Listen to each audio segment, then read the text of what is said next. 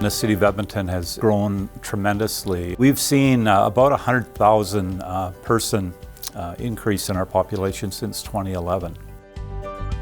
With both growth and an aging demographic, we have a call volume increase of about 14% in the last year. And new neighborhoods that come with the growth require the right services and amenities like fire stations. And the revenue that comes from new neighborhoods doesn't come right away. So there's a big capital cost for physical infrastructure like fire stations that take a while to start to recover their costs. Puts the onus on us to be ever more efficient, and that's certainly the mandate of Edmonton Fire Rescue. The challenges with this type of increase in population is trying to maintain our response times, our staffing, deployment levels. I just wanted to go over the budget document, look at some of the key performance indicators and our analytics. It's important that the fire service in Edmonton have an updated strategic plan to account for such increases in population. Our fire rescue service goes second to none in terms of protecting life and property and the environment. And our fire rescue master plan outlines our responsibilities and our objectives and a performance evaluation framework in that regard. Fire Rescue developed our master plan in 2006. It's revised every 5 years. We've received very good support from council. As we develop our business cases, they are really structured around good analytics, and so they're data-informed business cases that we take forward. Edmonton Fire Rescue incorporated the Commission of Fire Accreditation International in 2010. The CFAI is really a third-party independent body that essentially reviews or audits your level of service in your community. Our CFAI accreditation is based on performance measures, objectives, and every 5th year there is a full-blown audit. And I'm proud to say that Edmonton Fire Rescue twice has received the full accreditation. I believe a progressive fire service in the 21st century is really about continuous improvement, preparing yourself for that continuous improvement.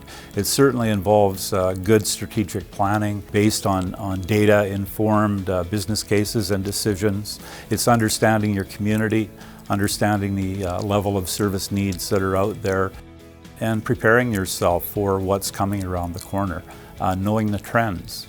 In the fire service, mental health is very important because of the exposures that first responders and firefighters in particular have to very traumatic events.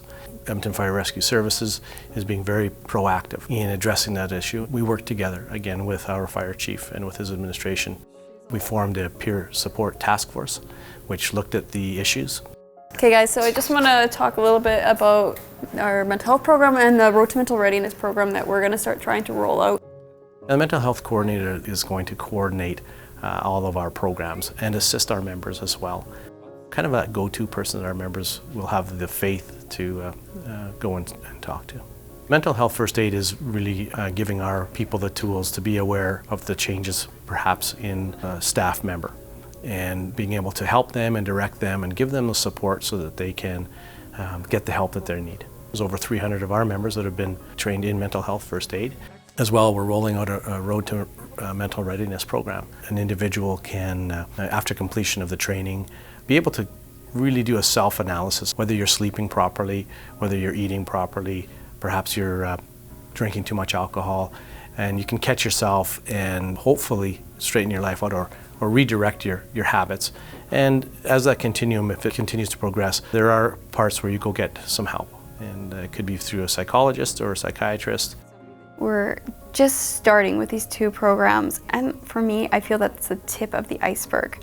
There's other programs out there that we can bring in eventually to educate, to advance our members so that they all have this baseline understanding of what mental health is, how it can look for others and for yourselves individually. I want to ensure that all of our members know that they are fully supported and that we want them to all have this education and knowledge so that we can build a stronger and healthier fire rescue services here in Edmonton. The relationship between Edmonton Fire Rescue Services and the Edmonton Firefighters Union is that we're included in all aspects of growing this department in becoming more effective and the ability to serve the citizens and become better firefighters. We're a stakeholder, not just by name, but by every action. We talked about progressive fire services and continuous improvement. The two are inextricably linked. You do need to be watching the trends in the fire service. Within Edmonton, with the use of our analytics, we've certainly identified a big increase in population. There's a renaissance in our downtown. Many more high-rises are currently under construction.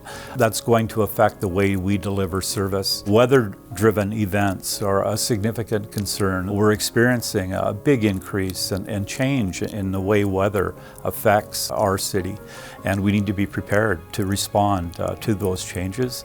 And sadly, terrorism is something that we need to prepare for. It troubles me, but this is happening throughout the world. It's happening in Canada, and when it does happen at Edmonton, we need to be prepared to deal with it.